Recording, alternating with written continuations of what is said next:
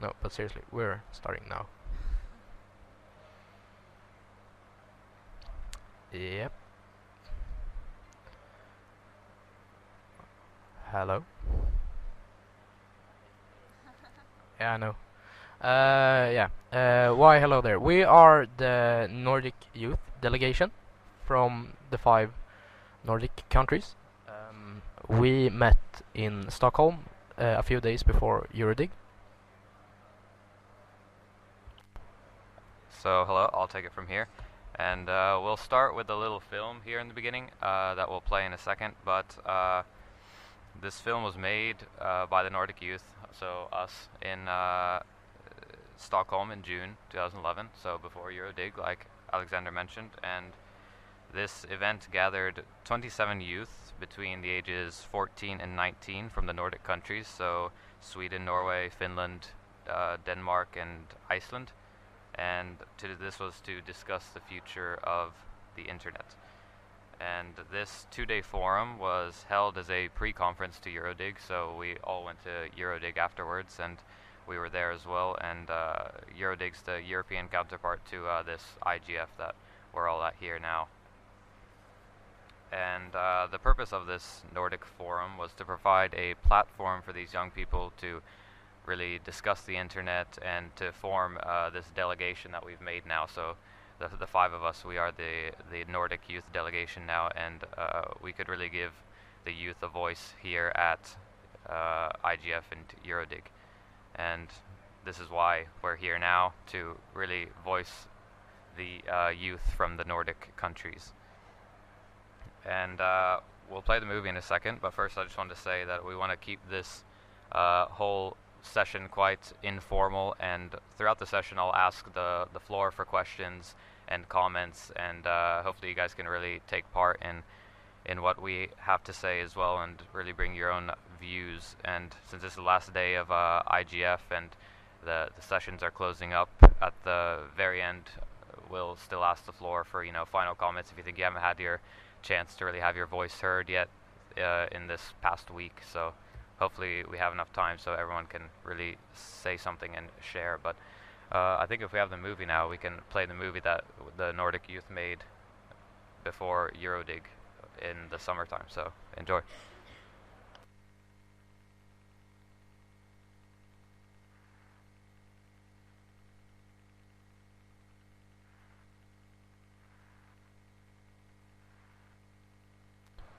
Technical difficulties.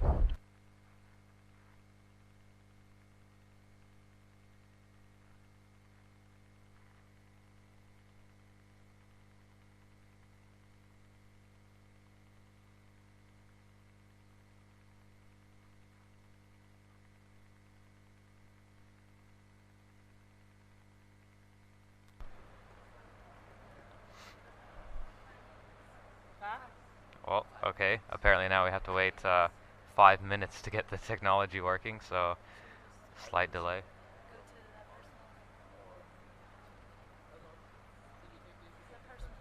But we'll actually jump ahead a bit now, and we'll say a bit about ourselves so you can get to know us, and we'll say a bit about our media usages in our countries. So we can start off with Alexander at the end of the table.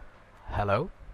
I'm Alexander from Sweden. I live in a little city called Skara, which is like 1.5 hours from the city Gothenburg on the west coast. I study music because I'm trying to become like a sound engineer. Skoda, it says there. Funny. As I study music, I use a lot of media in my spare time. And in Swedish schools nowadays, everybody has a computer, so we use computers a lot. It has been talked about on this conference before, that people do nowadays. Hi, my name is Betsy, and I turn 18 in 2 weeks, and I'm from Norway, really close to Oslo. I study media and communication, and I'm in the senior year of the gymnasium. And in the media classes, we often produce different media projects, like a movie I'm going to show you later, not the first one, but another one. And you can see a picture here of me in a traditional Norwegian costume called bunad. And in my spare time, I go to something called TenSing, which is like a youth club arranged by the Norwegian YMCA, YWCA. And I'm also a TenSing leader, and I'm a part of the TenSing board as well. And since I study media and communication, I use my MacBook a lot. I bring it with me everywhere I go, and I also use it a lot at school. As you can see on the picture here, it's me and my classmates.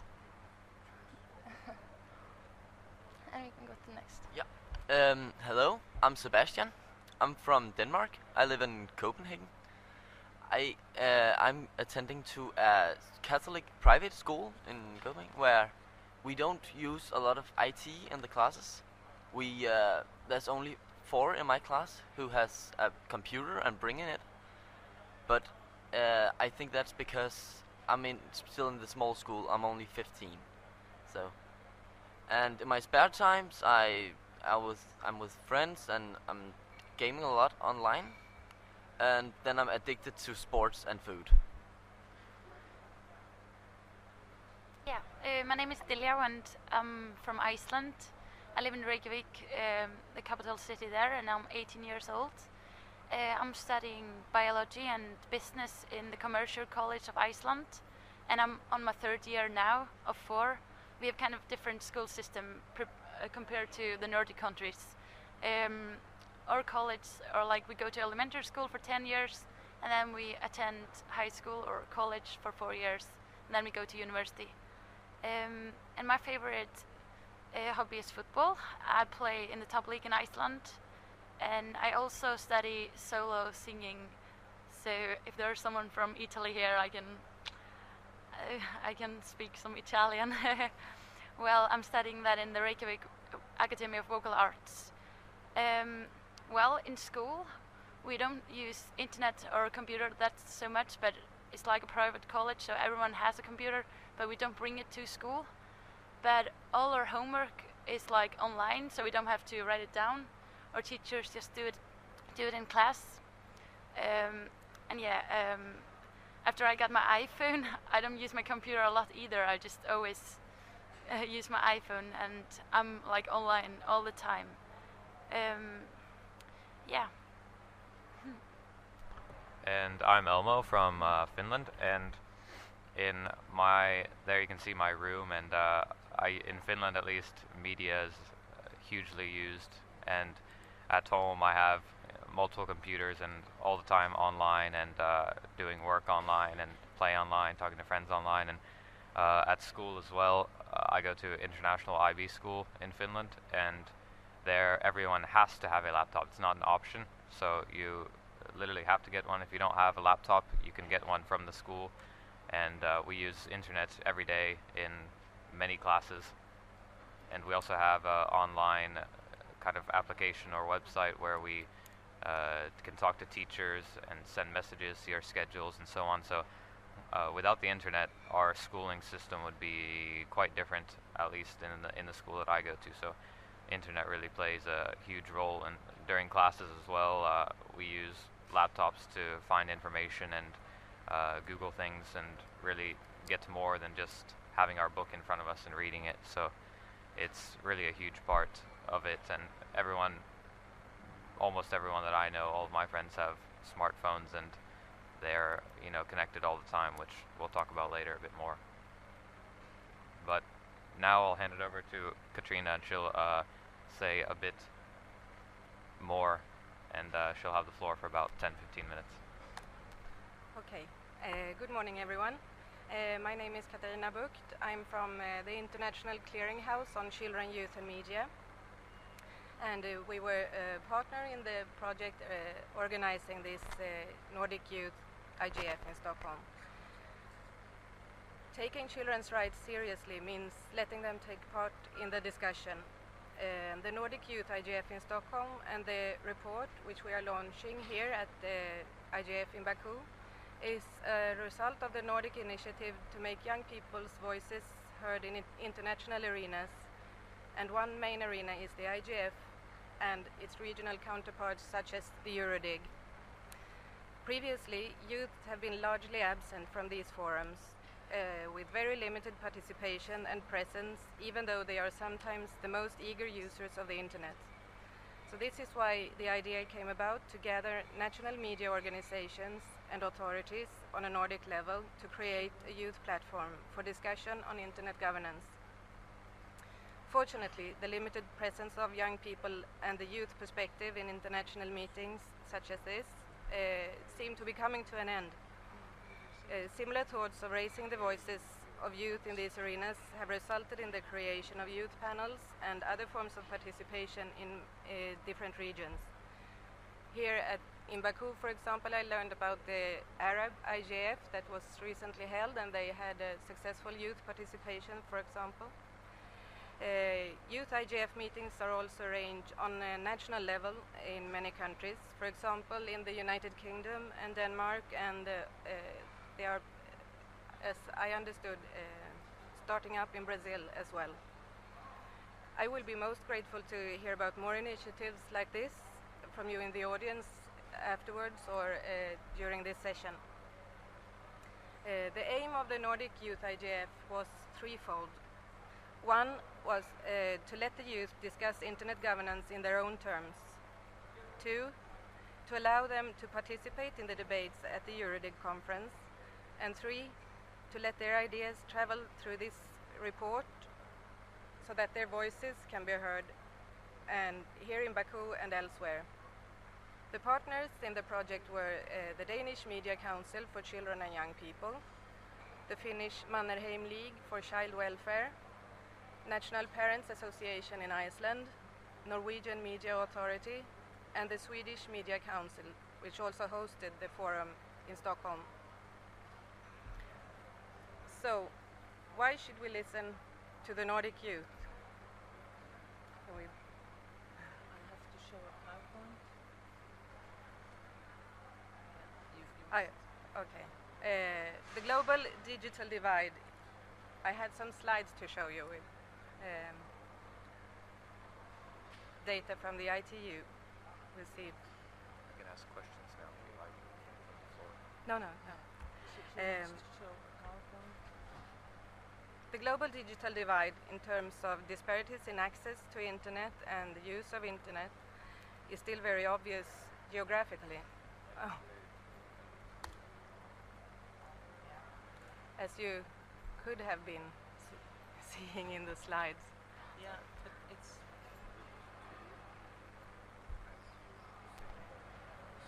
Yes, you can show your slides. Okay. There's something technical. Okay, no slides. Well, internet use is increasing around the world, but over time the digital divides still remain, and the situation for children and youth also differs within countries. The Nordic youth represent one side of this digital divide. They are not only part of the developed world, they are also the most frequent users of internet in this part of the world. And born during the last decade of the 20th century, they have never regarded the internet as a new phenomena or a new medium like I did. It's just there. To many of them, it is an obvious and natural element of their everyday life, a tool for various purposes such as communication, information, recreation and entertainment. And online activities and the physical world are intertwined in the minds and lives of these young people. The young people represented at the Nordic Youth IGF and here in this room are early adopters and are often referred to as digital natives. And as one of the youth delegates named themselves, we are the internet generation. With the internet as such an integrated part of their life, they also reflect on internet governance issues, although maybe not in the same terms as we do. Them being present in forums such as the IGF and in reports such as this one that we are launching offers an opportunity to listen to their opinions and experiences. But being an avid user, however, does not necessarily mean having experience enough to tackle all aspects of internet content or internet use. Nor does it Internet is the future. being media and information literate. The Convention on the Rights of the Child from 1992, ratified by almost every country in the world, states It's like a summarized version that is easier to understand. The views.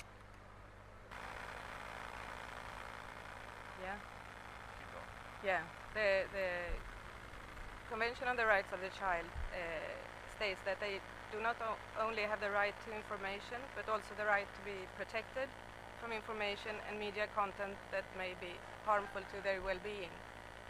And finding a balance between empowerment and protection is essential. And media and information literacy education is seen as a viable way to achieve this.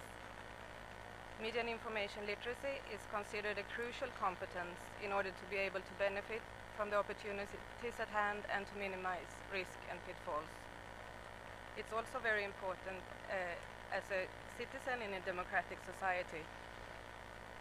And many are the intergovernmental bodies that have stated the importance of promoting these competencies. For example, UNESCO has the Alexandria Declaration of 2005, and also in 2011 they launched the Media and Information Literacy Curriculum for teachers in order to stimulate the member states to work towards achieving the goals in, for example, the Alexandria Declaration. This is just a leaflet of the curriculum, but if you're interested, you can find it here on the table. There are also many other public institutions, educators, and NGOs around the world calling for attention to media and information literacy. And there's a great deal of good work done to make use of in this regard. Also, I have to mention the UNESCO curriculum for teachers is being translated and adapted in very many countries and to many languages at the moment. The International Clearinghouse on Children, Youth and Media, which I represent, aim to spread information about what is done within these institutions, academic research, policy work, governments all over the world. We hope that our work will provide a knowledge base for further initiatives, constructive debates, policy making, and to stimulate further research. And this, in the end, will enhance young people's media literacy and media competence.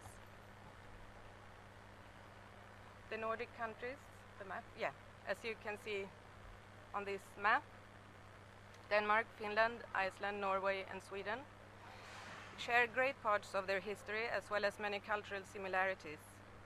And one of these is the early use and extensive development of information and communication technology. Almost every citizen in these countries has access to a mobile phone, and 9 out of 10 have internet access at home. Access to smartphones is on a steady rise, as well as tablet computers. Internet use on a daily basis in the Nordic countries is extensive in all age groups in an international comparison, but not least among the young, but also among parents. Yeah. While television is still the dominant medium when considering the whole population and among the youngest children, the internet has taken over this role among older youth and young adults.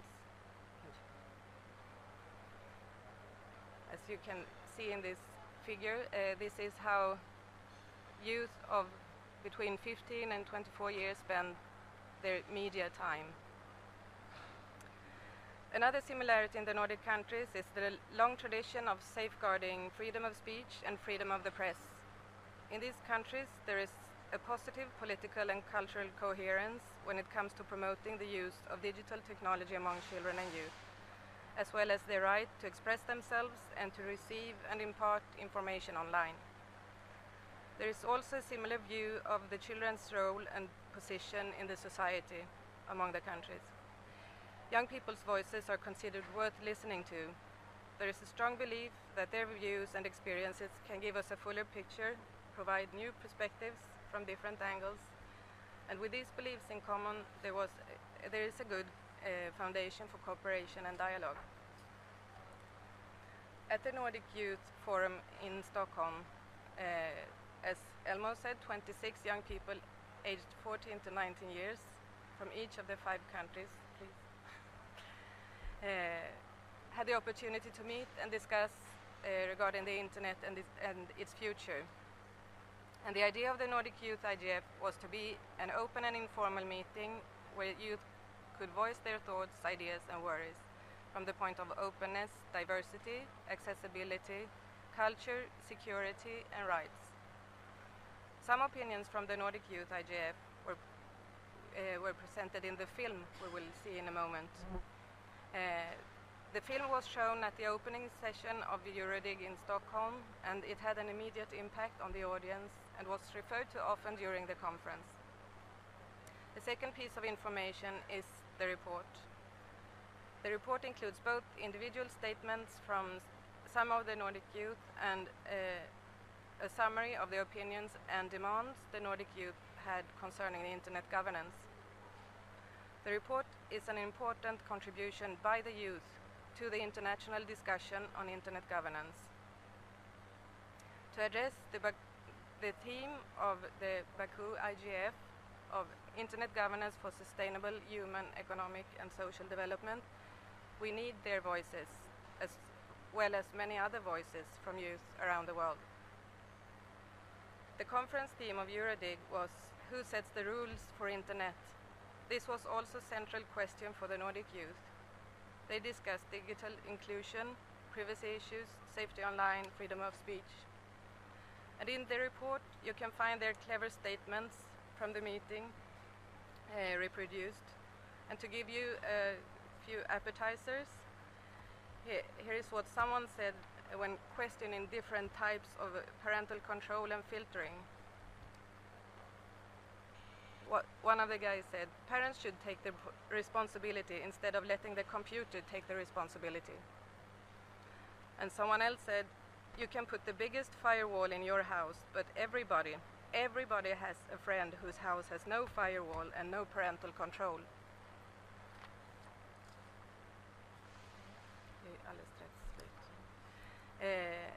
And they also advise parents not to be so worried about what their kids are doing on the internet. A Norwegian girl said, this might come as a shock to you, but you don't always know what we're doing outside the internet either.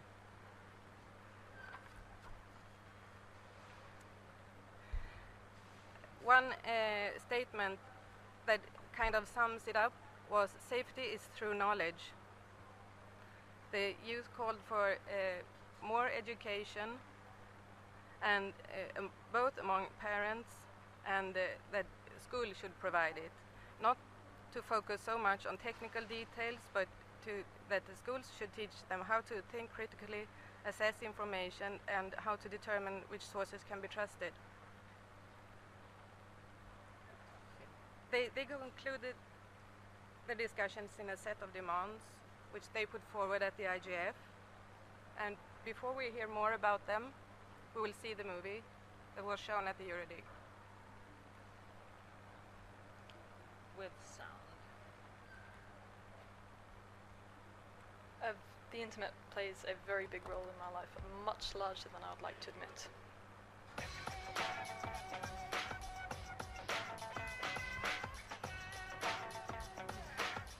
Freedom. Connections. Opinions. Friends. Informations. A tool. World. Opportunity. Culture. Passion.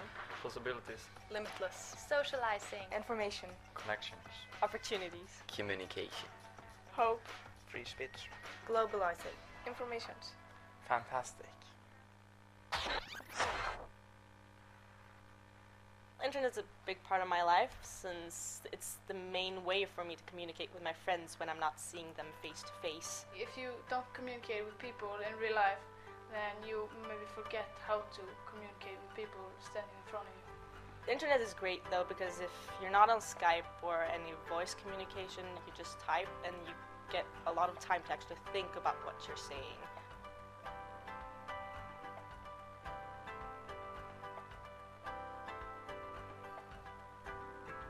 To many people it's important to have different personalities, but I'm the same person in real life that I am on the internet. I probably post with more awareness than what I did 3 years ago. Definitely.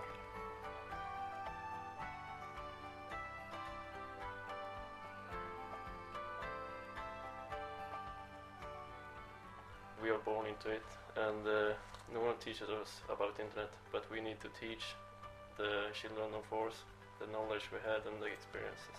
Us, as the younger generation, we really know everything about the internet in a way, so we can help our elders as well who did not grow up with this technology.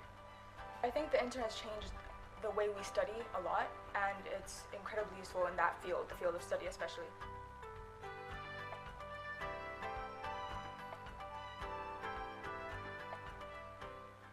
Information I trust on the internet is that information that comes directly from, for example, a news page. The main problem I see with someone governing the internet is that internet was created to be a forum of freedom. Censorship is a big issue that I'm against, and where does it stop? Who decides what to censor? And it's against freedom of speech.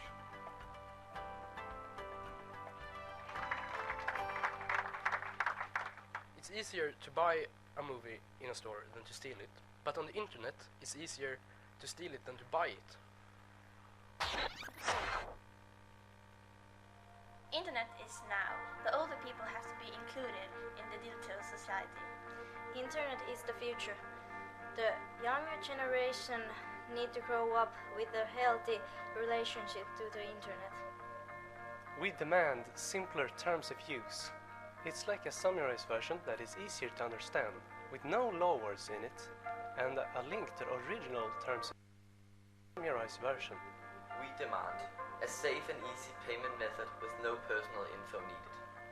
Some of you could maybe together make an international one-use gift card usable online. We demand the right to personal and professional integrity, and we demand the right for privacy and security. And we demand that you find another solution than censorship to control the internet behavior.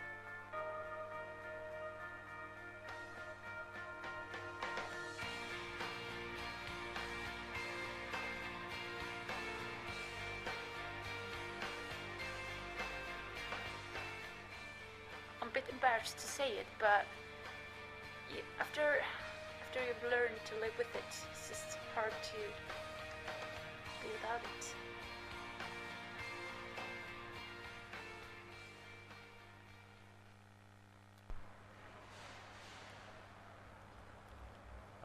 Okay, so now that we've finally gotten to see the video, now we can actually move on, and each of us can go a bit more in depth with each of our demands that you just heard there with the video. So to start off, we can go to Delia with ease of use. Yeah, before I start, I got one question. Is there someone in this room that actually reads terms of use in its full length before approving it? Please raise your hand. Okay, no one. My opinion is that no one should have to read terms of use, which are maybe 40 pages or so. People usually just scroll down and click accept. We came up with this demand in Stockholm, and it was easily agreed. The other youths have mentioned it as well here at EuroDIG, no, here at IGF, sorry. We also want simpler terms of use on social sites such as Facebook, YouTube, and so on. It could be like a shorter and summarized version that's easier to understand with no low words in it, just like we came into the movie and Frederick said. And it may be a link to the original version. Yeah, maybe a link to the original words in the summarized version. And terms of use, they shouldn't be personal or harmful in any way. The summarized version should be shorter and easier to understand.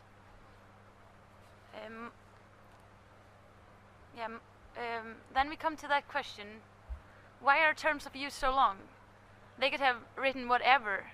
Is it on purpose? We know that you actually need to have like terms of use because it's the law if you're accepting like a contract.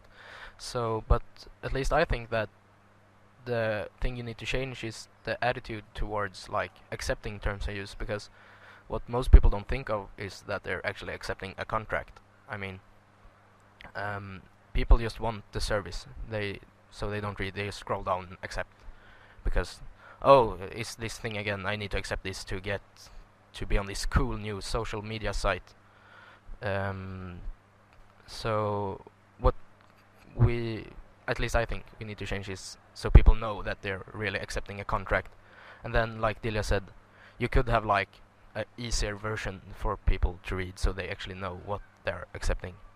I mean, I guess some sites are doing it, and it's a step in the right way, but it is a contract you're accepting, so you really need to know what you're into. Yeah. Thank you. So now I'll ask the floor if anyone has any questions or comments that they would really like to say along these same lines of ease of use. That if anyone has anything on their mind or would want to say something, now's your chance. You can raise your hand and we have a microphone to go around. If not, then we can go on to the next ones. Yeah, over there, so we can get a microphone.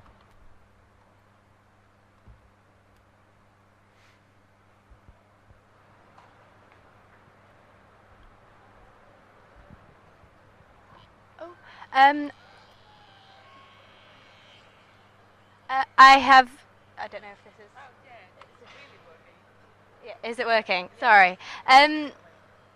There is a website that we've been sent the link to. I think a couple of days ago we got sent a link that was a site that does have the terms and conditions in simple terms, which I can send to you on Twitter. I mean, I haven't had a chance to look at it properly yet, but it does seem to be more of a simplified version of these terms, as you guys were saying, which someone has taken the time to go on and do, so I can send you that.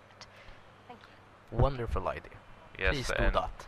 We also heard a couple days ago how Facebook has on their policy page now that they have a very nice looking, easier to understand way of reading these terms, and I think that's really great. And as you mentioned, I mean, it's great if companies are moving in that direction. They're starting to notice, but it needs to be maybe pushed forward a little more, a little faster. So it's definitely a good thing. But yeah, thank you. Yeah, back to the topic, ease of use. How to come across complicated settings of many online services, and how to come across accepting condition that you don't understand. Every service has its own terms of use and its own registration process, so there are quite many passwords to handle, right? How should we react to this? Is it easy to have so many passwords, or? So how many people here have the exact same password for many or all of your sites that you use? How many people? Yes, that's what, maybe half. So if you think safety-wise, it's maybe not the best. One gets hacked and all of a sudden someone has access to all of them.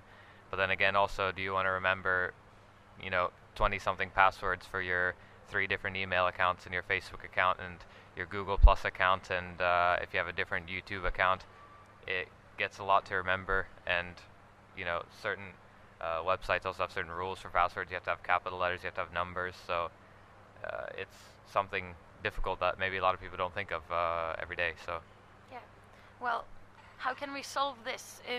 My idea is that we should get like an internet user ID. It's on the same security level as bank ID, but it should be easier to get. At least in my country, in Iceland, and I know in Sweden as well, it's quite difficult to get this bank ID.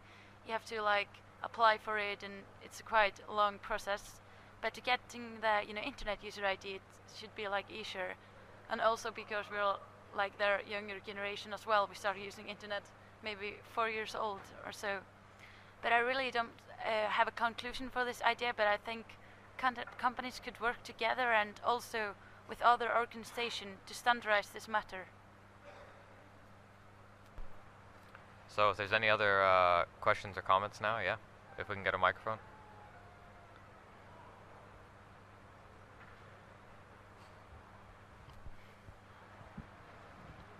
Thank you. The Internet ID is an interesting idea.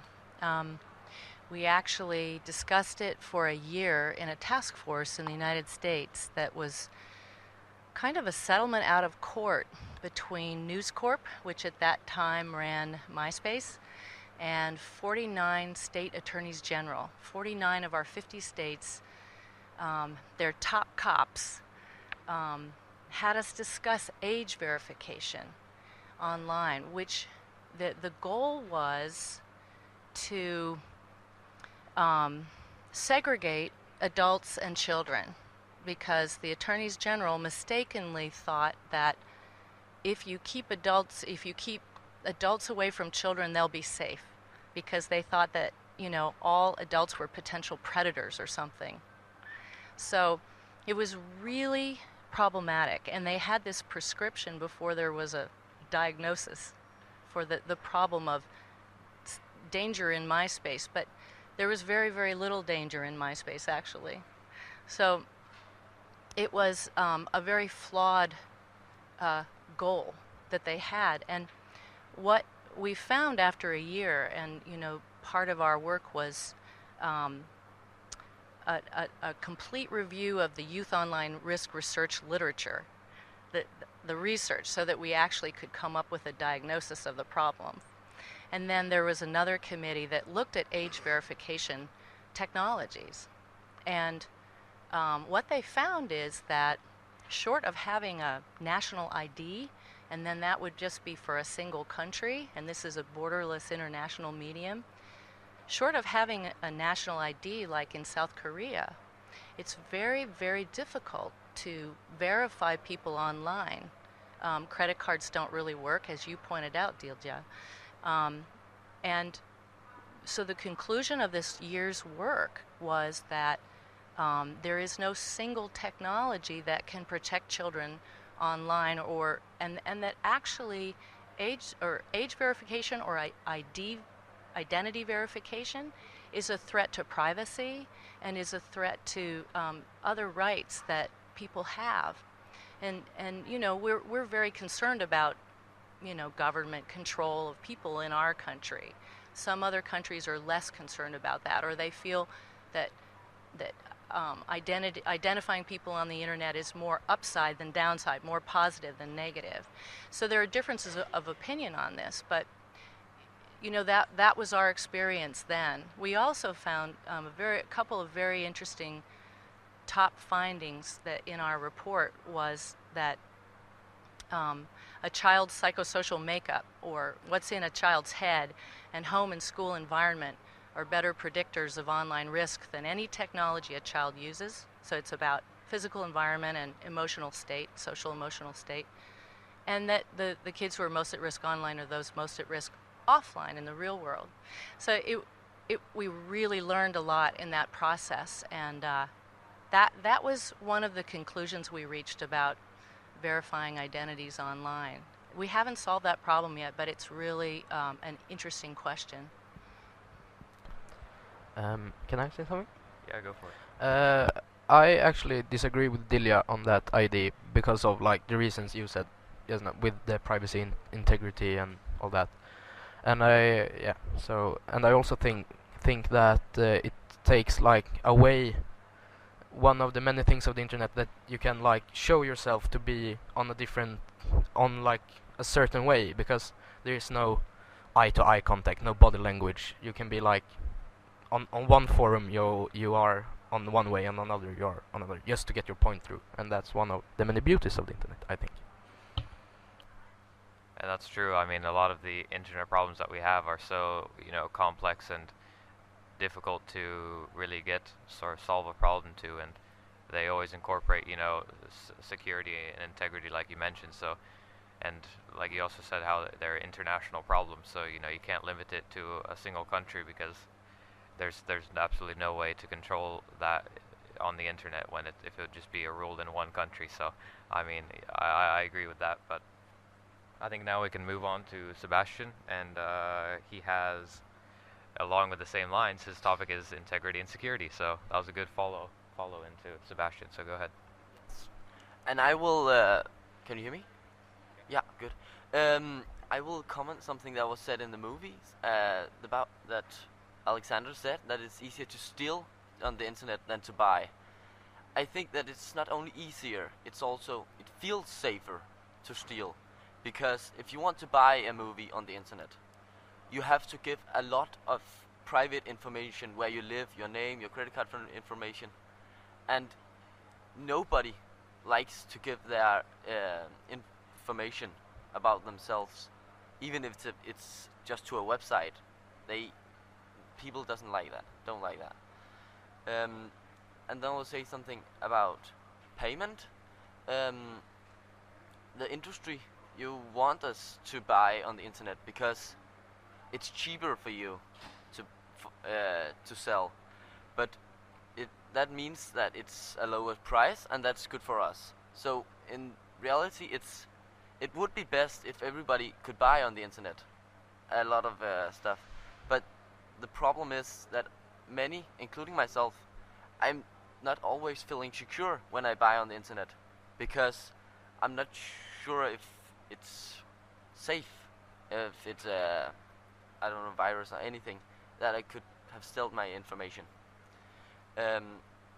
Do we have to be cautious when buying on the web? I believe that a lot of people, really many, normally older people, but they think it's dangerous to buy on the web, because we've all heard these stories about people getting ripped off and getting their credit card information stolen and sold on and such things. I think that the industry should go together and find a way to make an easier payment method and a more safe payment method for us to see the difference. I think that if you did that, it would activate a lot of non-internet shoppers whom are just still afraid of getting cheated on the internet. And then under the integrity, I'd like to say something about anonymity. And it's a good question, because is anonymity a good thing on the internet? Is it a good idea? And I would say it's both, because anonymity, it leads to bullying and hate on the internet. When you're anonymous, you can express yourself in a more rude way, and you do that. It's proven, yeah. You can't trust when you are talking anonymous on the internet, on a forum, for example. You can't trust people, and you have no idea who it is. Yeah. But I think there's a lot of good stuff with anonymity too, because it makes people feel more free and safe to say whatever they want. Maybe because they don't dare when they are not anonymous. I think it also helps a lot of young people who are afraid to say something stupid or something that is not accepted among her friends. For example, if they have a different political opinion. But I think anonymity has far more pros than cons. It's very and it's one of the most important things for freedom of speech. And if you don't like anonymity and you don't think it's a good idea, then you should just avoid the websites where you know that anonymity is used a lot and is essential for the conversation. But there will always be anonymity on the internet. There's always be a way to be anonymous. So you can never totally avoid it. That's what I have to say. Yeah, and being anonymous, that's been talked about, I think, quite a bit here at IGF this past week. I know the other youths that are here have, I think, mentioned it at least in their presentations, and it's been a topic of definitely some discussion. But does the floor have any questions or comments that they would have now? So we can take both of you. Yeah.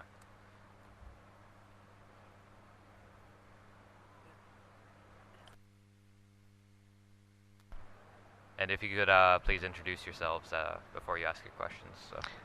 Okay, hello, I'm Jonas Mäkinen from Finland, also handling Youth Coalition on Internet Governance here. Just two quick comments. First of all, for anonymity. I agree with you. on the total level, which if it's good or not, but I do want to point out that if there is an anonymous bully, he bullies because he's a bully, not because anonymous. There is no straight implication there. So it may enable it, or in some cases, or make it easier, but in principle, people need some other reason than anonymity just to bully.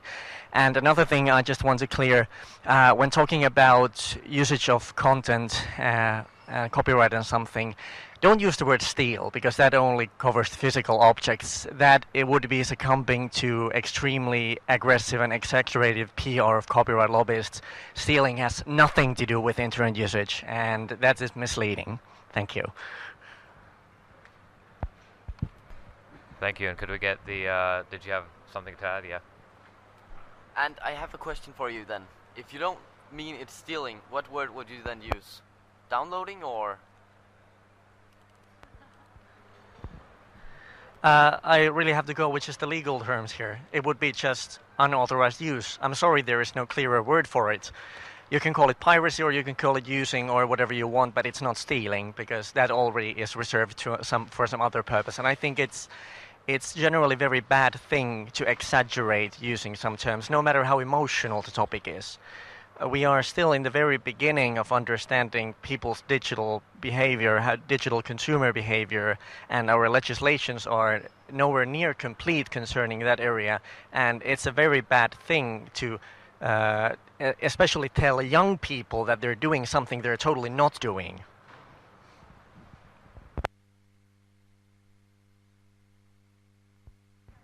Okay. I'm Paula Tiihonen from the Finnish Parliament, not a member of the Parliament, but 40 years working as a civil servant with law-making processes.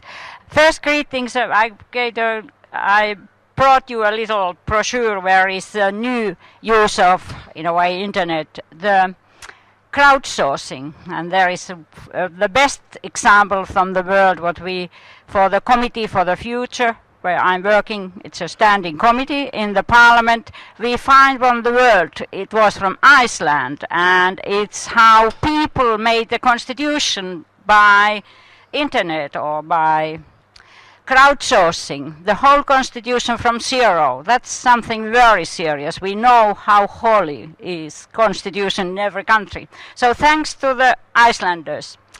The story is in the book and you can find it from the web. So they have written the constitution the people, by the people. But what I actually was asking, have you think about what does it mean when the young generation go to work, to real work? They are used to image, they are used for pictures, they are used to cover the whole world with quick messages and pictures. But when I ask a young student coming, for instance, to work for me, write the memorandum, how do you pronounce it? Well, anyway.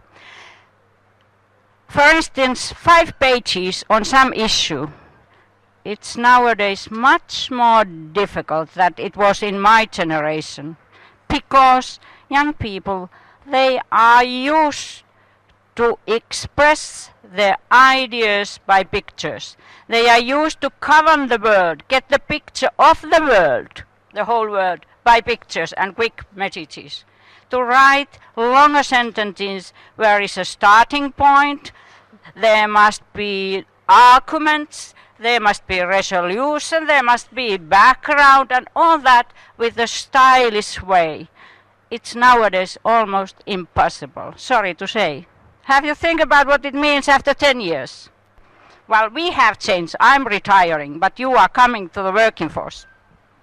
Thank you, but I would disagree with that quite a bit, that I think writing does not have a direct effect from the internet. Of course it does, but I don't think I would agree with the fact that because youth, for example, use apps like Instagram and so forth where they share pictures, I don't think that directly affects the fact that they cannot, for example, write essays or that they cannot make applications for work in a correct way. I think that reflects more of how society is moving in a sense of schooling, and that maybe youth just have not been taught in the correct way of how to do this, as maybe in the past when getting a work really meant that you got food on the table for your families. So in that time, I mean, you had to know how to write applications and so forth, but in our time it's kind of a lost art, and I would agree with that, and it should be somehow enforced that the youth know how to do this properly. Can you hear me? Yeah, my name is Wayne, and I come from NetY, and I would like to respond Sebastian's points. And you said that buying products online is quite dangerous. Yeah, but I would like to point out that like eBay, like Yahoo, I would like to ask everybody: have you ever bought products online? Do you? Yeah, please raise up your hand. Yeah. Yeah, I think both of you, eBay, this kind of products websites are quite famous, and you would like to buy them. I don't think it's very dangerous. That if you want to buy things online, you can't be anonymous, right? And you need to add your credit card number and whatever, some personal informations, and I think you bought the products. I think you need to. What you want focus on is the reputation, and you may see a high reputation, good comments, and you will buy it. And I think these kind of conditions is the most things you would like to consider, and it is quite. I think it's mature, right? I think this it's developed. I think, right? Yeah, that's what. I just wanted to. You can go ahead, Alexander, and comment on that. I agree with you a lot, Wayne, on what you say, but I think one of Sebastian's points was that we just want it to get easier to buy things online, and it's because it's always nicer if it's easier, because at least my parents were until like 1 year ago afraid of buying things online because they were, I don't know why, because they're old, I guess. And also I think because like buying online is becoming a norm now. So it's, as we saw, most people here have bought something online, and it's quite normal to, and people seems like very comfortable with it. But we still have to remember that there is fraud online when buying things, that there still is people's accounts that are hacked. And for example, if there's any gamers here, PlayStation Network was hacked about a year ago, and there was thousands of people's personal information and credit card information lost. So I mean, we're all getting so comfortable with this buying, but we still need to remember that there is a flaw in it. So yeah, I think you think you got your point. I think these cases with the extreme point, extreme cases. Yeah, everybody here, and you bought your things, and I think it's rather than more convenient than you just buy the things, go everywhere and just buy it. I think you just search online and you just buy it, and you just click some buttons and the things will just deliver to your doors. It's more easier than you just go on the streets and just buy it everywhere. It's more easier, I think. And I think that the cases you point out, and yes, there's some fraud, yeah. But however, I think most of you you won't. The most suggestions that you need to buy products on some reputable websites and high reputables, and just you don't go to the yes. Yep. Thank you. We can have one more question, but then we got to move on. So thank you. Hey, is this working? I'd just like to make a quick comment about the comment that was made on the floor. I think it's an interesting point that perhaps young people respond better by pictures, and perhaps our grammar has maybe decreased in complexity due to the internet. I would totally disagree, however. I think that my essay writing ability has not been damaged at all by the fact when I'm on Twitter I use 140 characters. I think that because these are different platforms, I respond in a different way. Just like I behave differently online and offline, I behave differently in different forms of writing media. I also would like to make the point that perhaps in the world that we're living in the technology is evolving and the way that we express ourselves is evolving, then maybe sometimes it's not such a bad thing for us to be using pictures and more simple, language is more simple, because after all, a picture says 1,000 words. Sometimes a picture is a better mode of communication, and sometimes, the acronym KISS, keep it simple, stupid. This is a very applicable thing for the modern era, because if you keep it simple, then more people can understand from many different countries and many different places. I think it's a very important thing. Yep, thank you. Thank you for all the questions and comments. But now we'll move on, and we'll go to actually me myself, and I had the topic of the young generation and how and why this is important. And first off, I'll start with having a healthy relationship. So the main thing I think is that the youth need to have a healthy relationship. The next generation, so our kids, need to have a healthy relationship. And I'll actually start with a quote from the Nordic Youth Forum that the internet is the future. The younger generation needs to grow up with a healthy relationship to it. And I think this is the main thing that we need to remember. And they need to be educated in the correct way, because a healthy relationship with the next generation will really benefit, like everyone. And it's something we have to, I think, all strive for. And that's exactly how safety through knowledge, and the youth need to be educated in a correct way. So, for example, I went to school in America and also in Finland, and in America I had maybe a couple what they call IT classes, and what we learned there was maybe how to make Word documents and PowerPoint presentations. So relating to the internet, absolutely nothing. I'm pretty sure we all knew at least how to do that already, and it was not benefit, and the teachers are not it's not like a subject that they want to teach or know enough about to teach. And it's the exact same problem in Finland, at least in the school that I go to.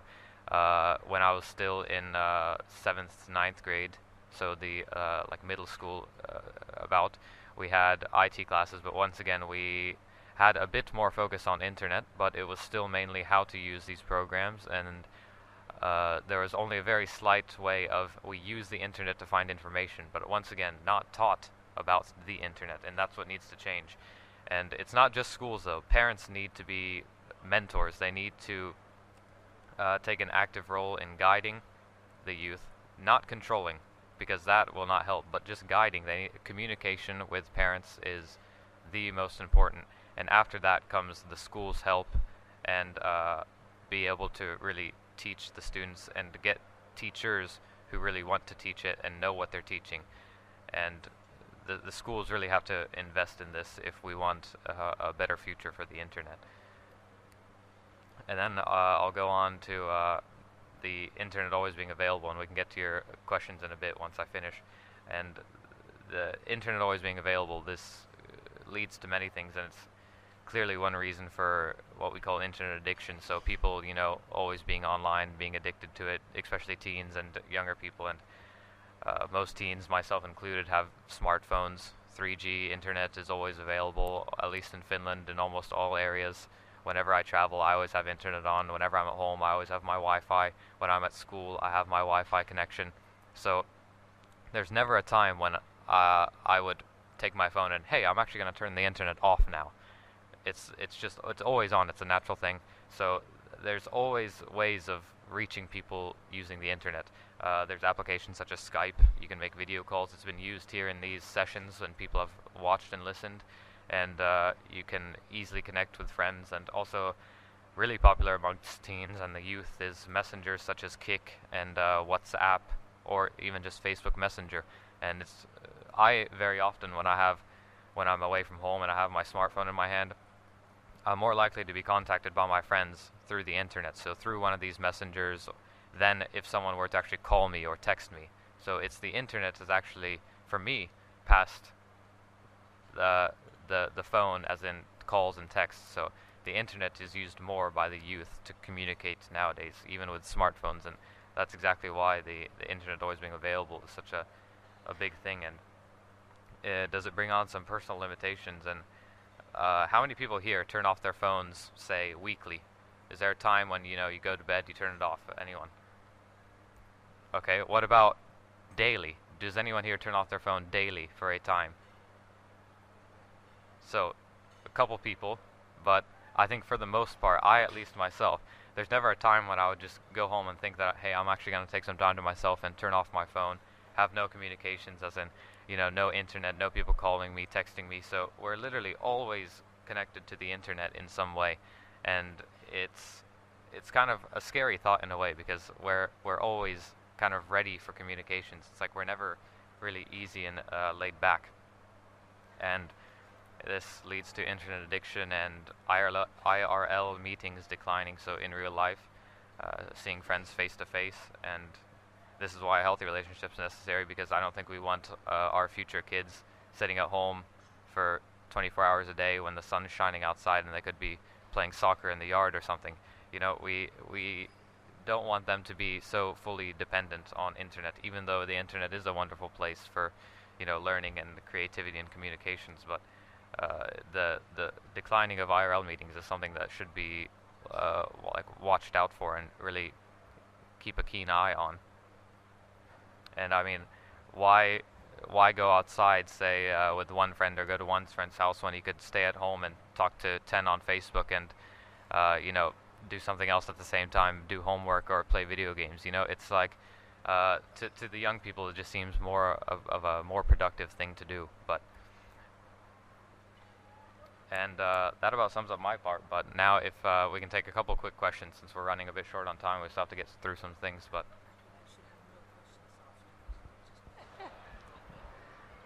hello, I didn't identify myself before. I'm Ann Collier, and I'm with ConnectSafely.org in California.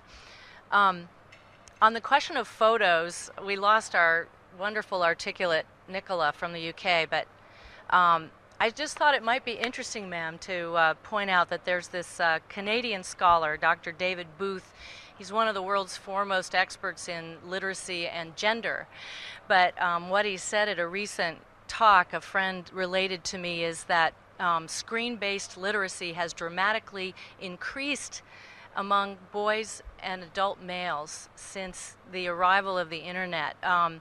His view is that it's the way we measure literacy that is at fault, which is an interesting, so I don't want to start a debate, but check out David Booth's work. I just wanted to ask the panel what it means to have a healthy relationship with the internet. I would love to know what that means. Nobody defined it.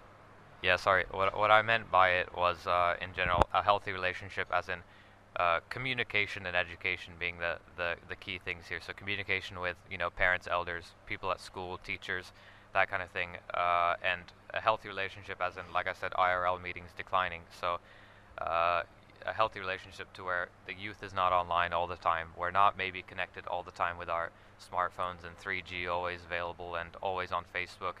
And a healthy relationship to where we use the internet, but it does not control our lives. But now we can move on. No, another. Yeah, now we have to move on because we're running kind of short on time. But we can go to Betsy now, who has digital inclusion. Yeah, many elders don't know how to use internet.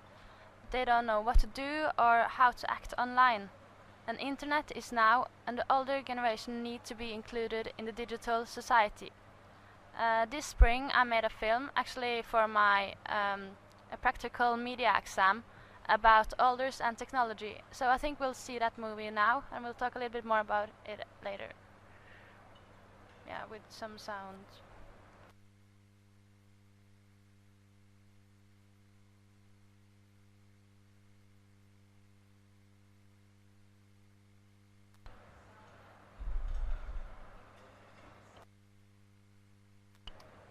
Yeah, it has a text, so I guess most people will understand it.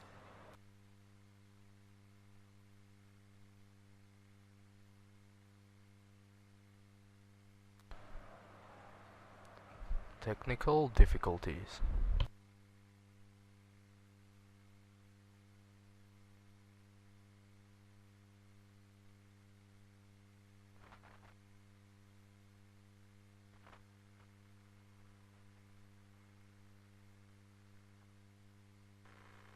So, since we can't get the sound work again, a bit ironic since we're at a meeting for media usage and internet, but anyway, it has subtitles, so hopefully you guys can all see it and read it, so we can still get the point.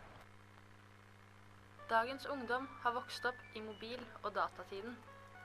Vi har alltid hatt både datamaskiner og mobiltelefoner. For oss er en hverdag uten mobil og internett utenkelig.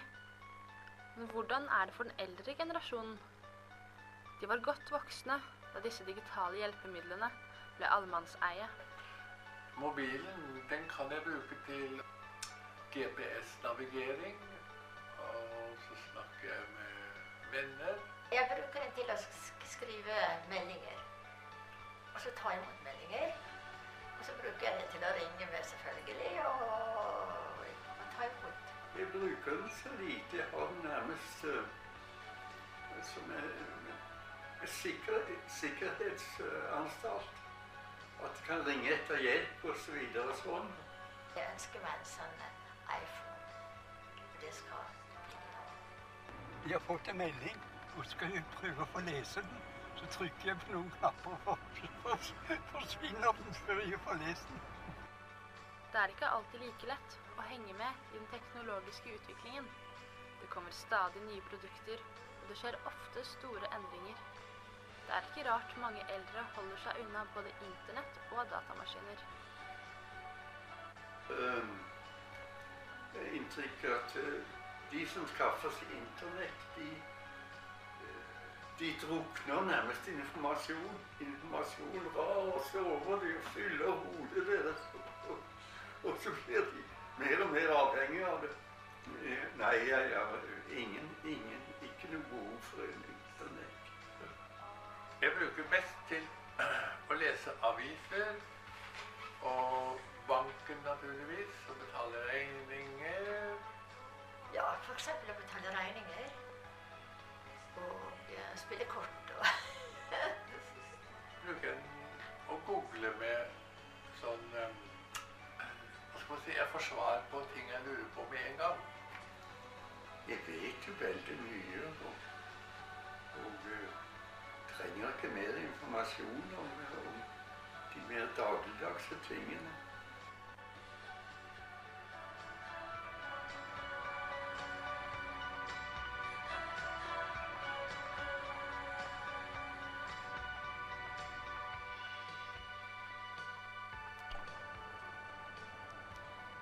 Yeah, as you saw in this movie, many of the elders struggle to use technology and how to use the internet.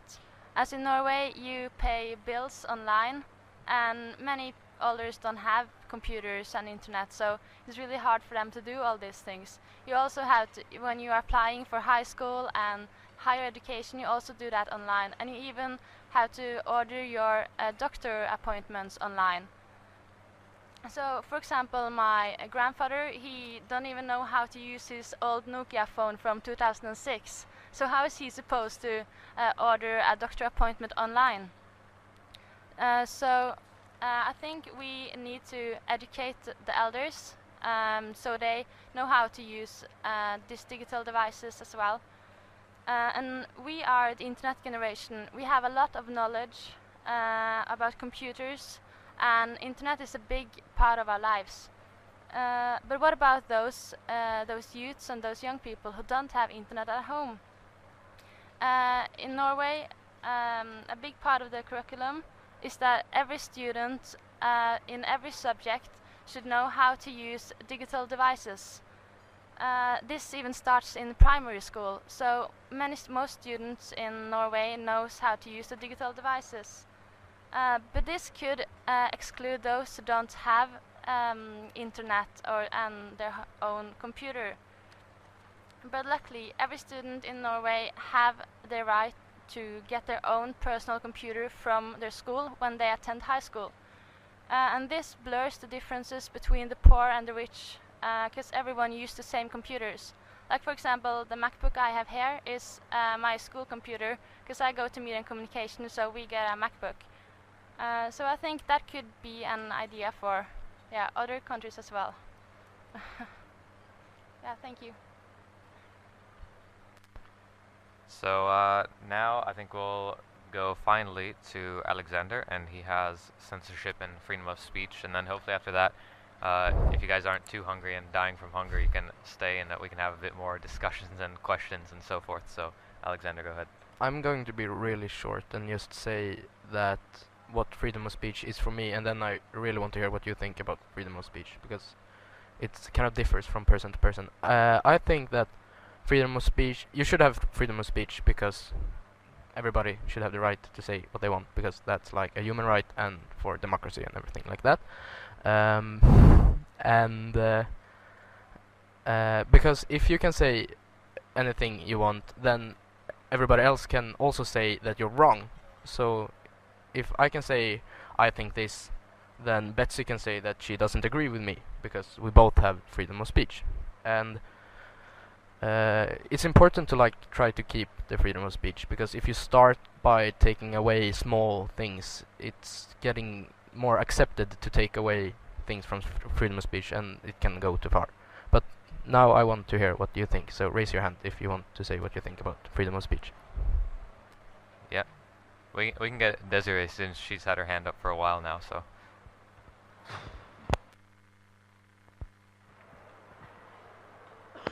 Hi, my name is Desiree. I'm from the Net Mission program in Hong Kong. I'd like to, I should make a few points. I'll probably work my way backwards. So regarding freedom of speech, I heard from other workshops is that freedom of speech, yes, the general rule is that we have freedom of speech, but it comes with exceptions, and there are restrictions to that. And going to Betsy's, your point on digital inclusion, you mentioned that older people have, should be on the internet. They have to be educated. But I actually agree with a lot of the people mentioned in your video, where they said that we actually live such hectic lives, and the internet not necessarily improves the quality of our lives, because we're, bombarded with information overload and internet addiction, and obviously we don't interact enough with people in real life. So actually, I think we probably don't have that healthy relationship in real life, because that's taken over by the internet. And then I'd also like to mention something that Eunice mentioned about theft. Because in Hong Kong and in England, in the law, he mentioned that it's sort of misleading to mention that, it's not really stealing on the internet, because I think by law in Hong Kong and in the UK, theft involves the intention of permanently depriving another person of that item. And with the internet, because you download, you actually replicate something, you don't deprive anyone of what's already there. So probably using the term of stealing is probably quite misleading. And also, one of you mentioned the internet is the future, and sort of one of the questions I'd like to raise is that what you do on the internet is still something in your private life, and if schools have to be to intervene and talk about how you should behave on the internet, is that sort of crossing the line into your private life? I think this is one of the questions that I'd like to ask. Like, how do you balance it? Because I think in Hong Kong we had one example where one of the students were on a Facebook group for a lesbian group, and the school told her to get off it because it ruined the reputation of the school. So I think those are some of the questions I'd like to raise. Thanks. Yeah, I'll actually answer the last one first quickly, but at least when I was talking about my healthy relationship, and I said that schools need to take part, there I meant not that schools need to tell you what to do, but they need to tell you how you can do things on the internet.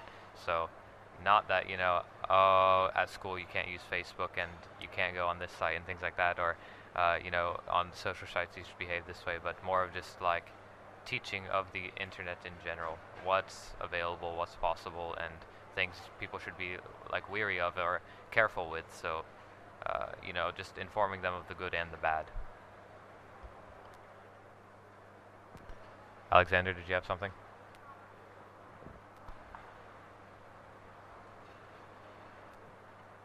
And also thank you for the definition of the stealing. I think we're also a bit smarter now knowing that, so yeah, thank you. Freedom of speech is very important. It's important that you can give your opinion, But nowadays, anyway, in Scandinavian countries, much more important is that somebody is listening your voice. I mean, you will be listened also. That's the basic rights nowadays. It doesn't matter, well, it's nice to discuss, have a talk with the friends, with the same-minded groups. But if you want to influence for the politicians or decision makers, you must be listened. And that's the point. And that's why I give the report from with the example. And to the lady from the US, of course I know that, that I know also in Finland, male and young boys have written much more than ever in their life nowadays. But statistics show all over the world, even in Russia, which is which is an old culture of literature, that reading books, and books means not paperbacks, it can be in iPad, it doesn't matter where it is. Reading books has collapsed. And when you think, then you move from a literature culture away to the picture culture. That's what I meant. I just want to say something for what I said to like fill in. Just because you can say something doesn't mean it's smart to say it, or like just because I have freedom of speech, it isn't always smart to use it just because you can. Okay, so freedom of speech is... Okay, what I wanted to say about only is that freedom of speech and privacy are the most important rights because you need those in order to report other breaches. That's why you have to stick to them. And yes, there are limits, but freedom of speech is about that the state doesn't stop you from doing it. If you say something stupid, the others have the right to say that was very, very stupid and hate you for it. Yeah, I would agree with that completely, but yeah. On the freedom of speech thing, thank you, Alexander. What do we do about trolls? You know, to your point, that's an important point that you made, that, you know, you say something and then other people can pile on if they disagree. So there's a kind of social penalty, in effect. But, you know, in the States we had this big national news story about this monster in Texas who goes on Reddit all the time and is extremely abusive. And Reddit.com had decided, you know, we have free speech here, so we're not going to do anything. And it was really socially unacceptable, you know, abusive behavior. And it's just an honest question. What do we all do about people who literally hurt people? You know, I am such a proponent of free speech, but this is a problem that isn't being solved yet, or maybe humanity will solve it in 20 years. But I'd love your opinions on it. It is a big question what we should do with the trolls, because they're everywhere. I at least to the trolls, that I think that does tie in with the healthy relationship part that I was speaking of, that the education, that I mean, if we really educate the next generation that what is acceptable and what's not, you know, I'm sure that many of us, our parents, have, you know, told that, hey, you know, when you're young and a child, that, hey, no, you shouldn't stare at people like that, that's rude, you know. Okay, we learn not to do it, but it's like the same things. We need to have the same type of rules online, that, you know, someone needs to say, hey, no, that's rude, you can't do that, and then they'll learn from a younger age that, hey, I can't do this on the internet, that's not socially acceptable. Not that that would be taking away their freedom of speech, they know what's morally correct and what's not, so.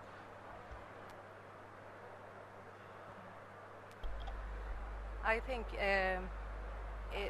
to empower teachers who often feel very, I'd say, powerless when it comes to educate the children about internet issues and online things, I think that you should empower them by strengthening what is, at least in Sweden, is called life science, discussing moral issues. How do we behave towards each other in general, and to point out that what you say on the internet, or it's just the same as offline.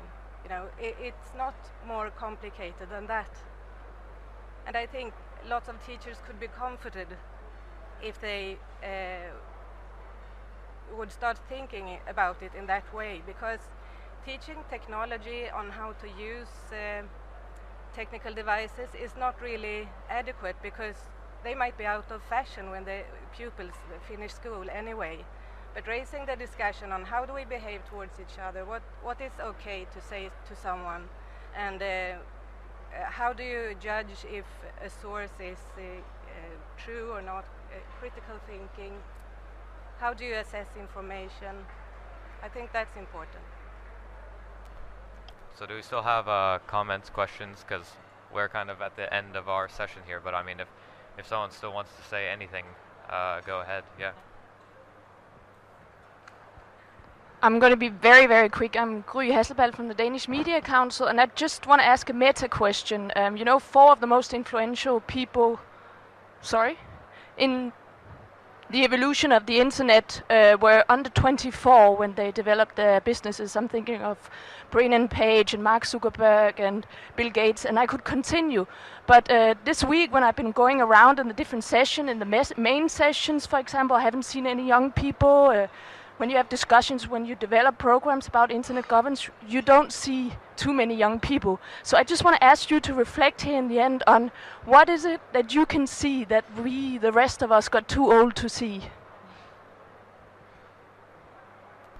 I think we'll answer that in a bit, but we can go to Jonas if he has something to add. Can we get a microphone to him? Or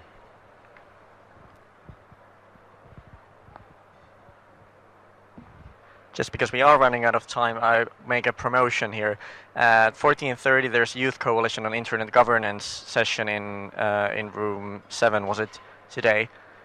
And basically this is initiative that started a long time ago, many years ago, and it's inside IGF. We're trying to think how youth has been taken into account and how young people are here. I just recently spoke out in the Taking Stock session there and told about what has been happening here, how many young people there are, what sort of sessions have been, and why are they not in general in workshops and panels, but they have their own panels and they're not distributed.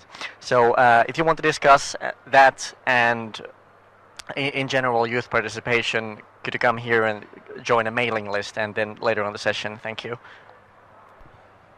yeah, thank you.